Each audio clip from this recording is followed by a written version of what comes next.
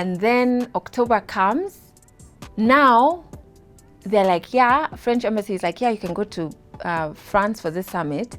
But because I've done this tour, I'm like, I need to take my podcast as well. Dude, how am I going to do that?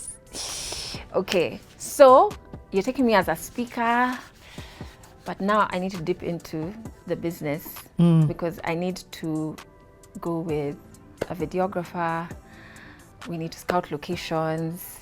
We need accommodation. We need per diems and all of those things. But I'm like, if I don't do it, I'm going to kick myself. And anyway, you are not going to put that money into something else. You just like looking at money and staring at it and being like, oh, there are so many zeros in this account. Just take that money out and do something worthwhile, sis. So we decided we were doing a Paris episode after I finished the summit. So the summit. So you pay for your videographer. You are the one paying for his flights, his accommodation, his per diem. Yo. So the French embassy, I've told them now this is what I'm going to do. They come through to facilitate a bit here and there, but bulk of it is legally clueless. So then the first week, but we go together. So we're in Paris or in France for about 2 weeks. So the first week I go, I know I'm going to be part, before, in the lead up to the summit, the French embassy says, you might be on a panel with the president, but we're not sure, we'll communicate. I'm like, why am I, what am I telling you, president? Anyway, so I'm like, cool, no probs. Let's see how it goes.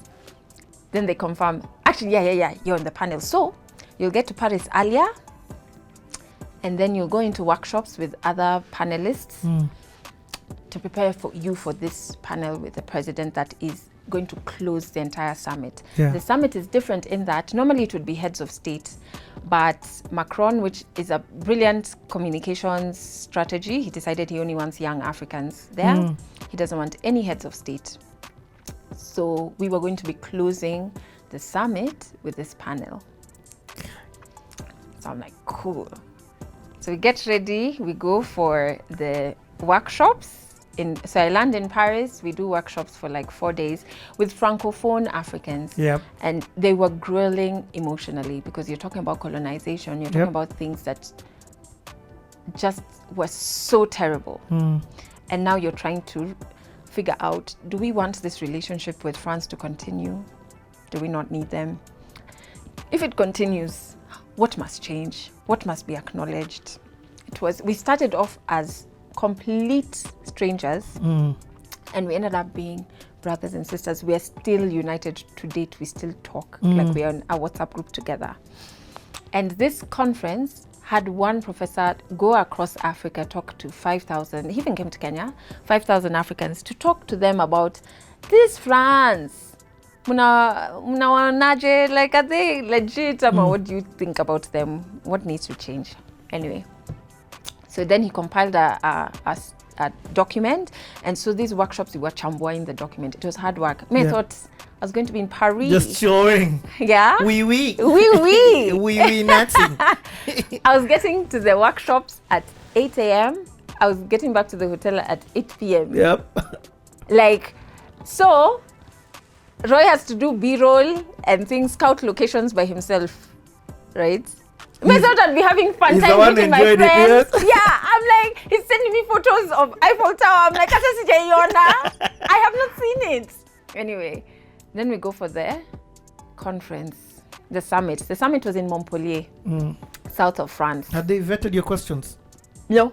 In fact, the final day, the president's advisors, Tuesday we go to the presidential palace, we have a meeting with Macron. And the president. Yeah. Oh yes. H-E. You're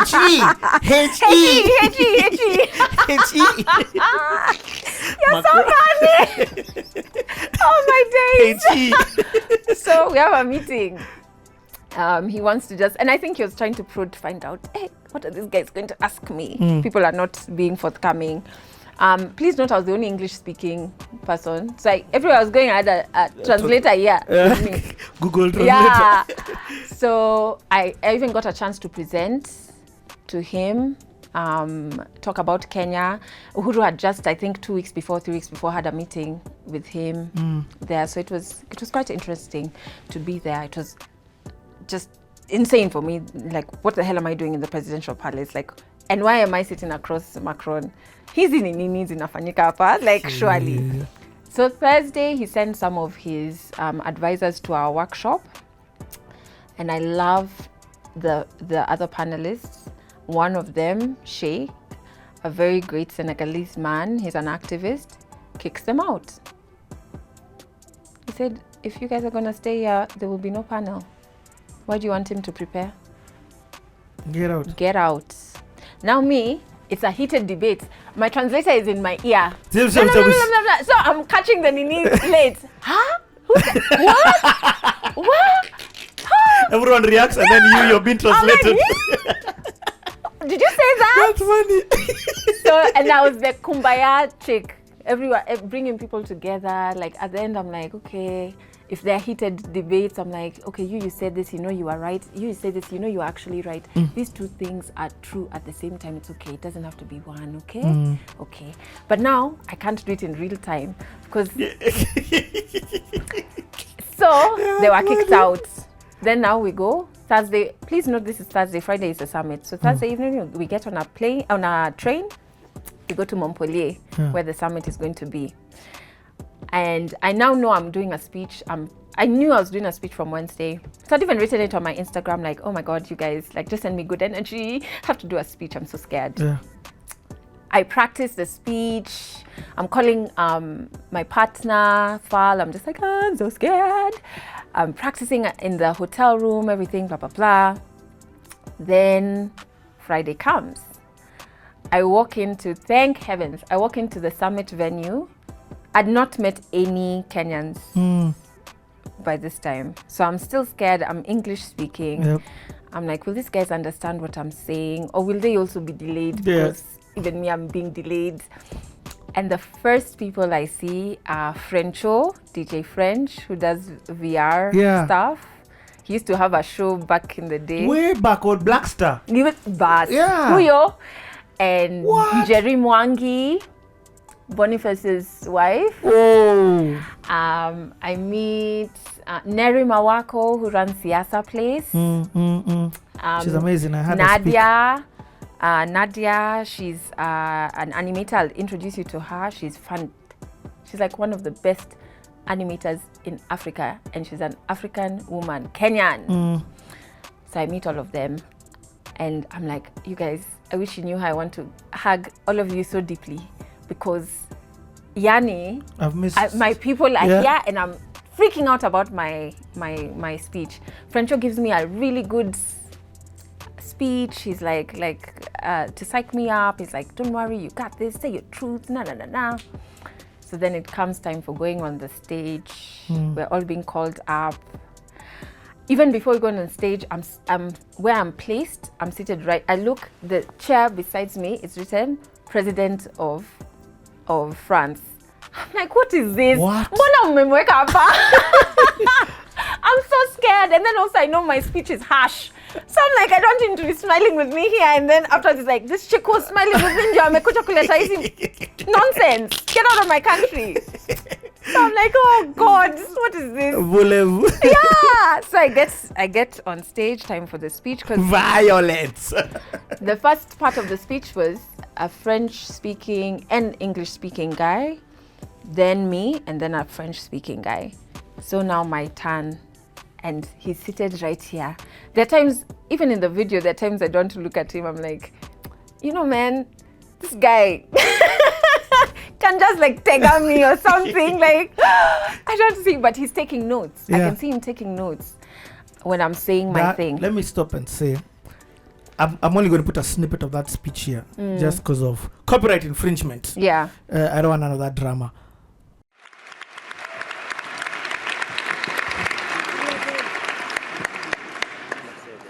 Bonjour, je m'appelle Adelle Onyango. I'm Adelle Onyango, Kenya. and I come from Kenya. And that is exactly as far as my French will take me. So, I'm really honored and happy to be here today because I think it is no secret that the current relationship between Africa and France is complicated.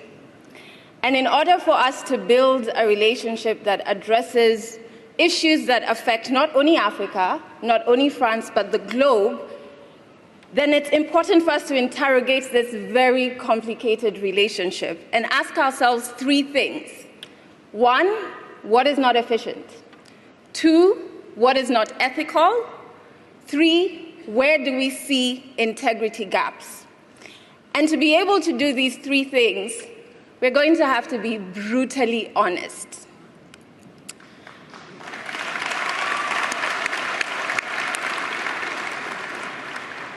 The history of colonization is understandably very important. For Africa, it's a path that is as painful as it is destructive. And the effects of colonization can still be felt to date. And I'm not just saying economically, but even on an interpersonal level. We, as Africans, feel the pain of colonization every single day. Now, the lack of a clear and strong acknowledgement of the continent's pain on this destructive past results in skepticism. And the absence of actions that will further push the acknowledgement is also a major issue in the current France and Africa relationship. In fact, the air of denial that France chooses to sit in is uncomfortable, not only for Africa, but also for France, and it does no good for either one of us.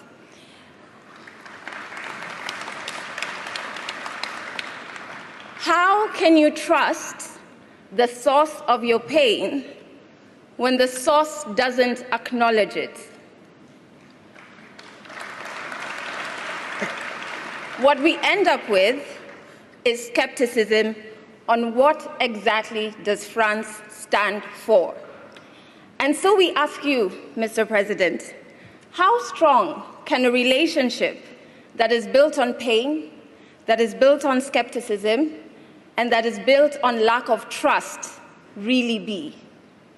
We, not just as a team here, but all of us in this room, and the 5,000 who helped with the report, and the millions more on the continent and off of the continent, want a commitment from you, Mr. President, that you will join us in the eradication of La France Afrique, which is a very unfair dominance, and it has to end.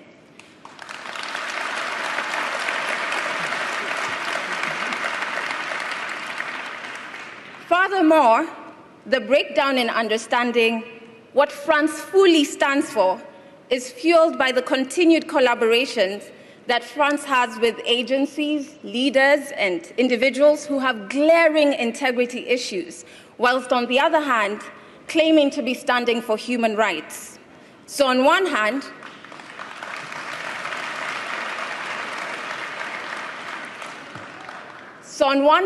we have France that is entrenched in issues around racism, around exploitative dominance, and whilst on the other hand, they're still claiming to teach others about democracy. These are two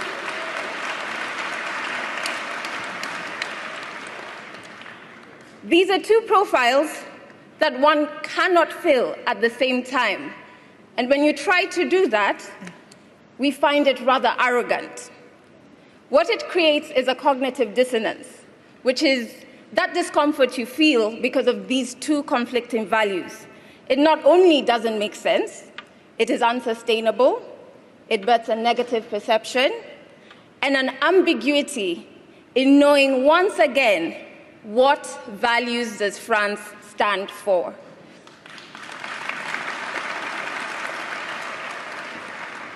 Now, it is very clear, because we are all here, that the current relationship is imbalanced. It's not collaborative, and in some instances, it's exploitative. We have social impact solutions built without any input from relevant African civil society organizations who who are a resource when it comes to really understanding problems on the ground and creating solutions that run efficiently. And they're a resource that Africa is willing to lend to France. Let's also not forget that whilst we in this room are here because we want to change and repair this relationship, there are some who are benefiting from this current dysfunctional relationship, be it private businesses from France on the continent with non-ethical practices, or corrupt individuals and groups from both France and Africa. This group, and the lack of a very loud and public condemnation of this, obviously fuels skepticism. So this honest interrogation is a very important first step, because the strengths and weaknesses of this current relationship will dictate the success or failure of our collective future relationships. But we are not only telling you what's not working. We are very solution-driven, which is much unlike the heads of states that you're used to meeting.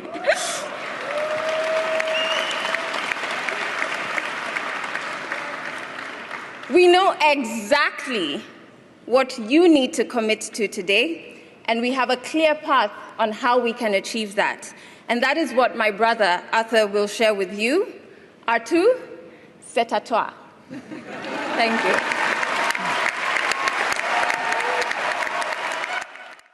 Yeah. That speech was ballsy. Yeah. Hard of one. I like it. That was brave. Yeah. In fact, they were calling me brave African girl. And I love Kenyans. Kenyans were in all the comments on TikTok, on Facebook. Yeah. Her name is Adelle Onyango. Her name is... And I was like, yes, do not erase black women. Do not erase black. I was like... Okay. So I get off stage. You did the speech. Did other guys go? I'm not trying to compare, but I'm just trying to see the impact of your speech. Was that reaction while you gave the speech the same for other people? It was delayed because of translations. Yes. But it was. And how I knew it was, after we finished our panel, first Macron asked me like... Do you go and sit next to him? You go back to sit No, we're now all standing together. Mm-hmm. After you do your speech. Yeah, I go back and sit next. Does he could just tell you banana? And now I'm like three or so people down from him. Okay. But now I'm not even making eye contact because I'm just like, CG, how are you feeling about what I said?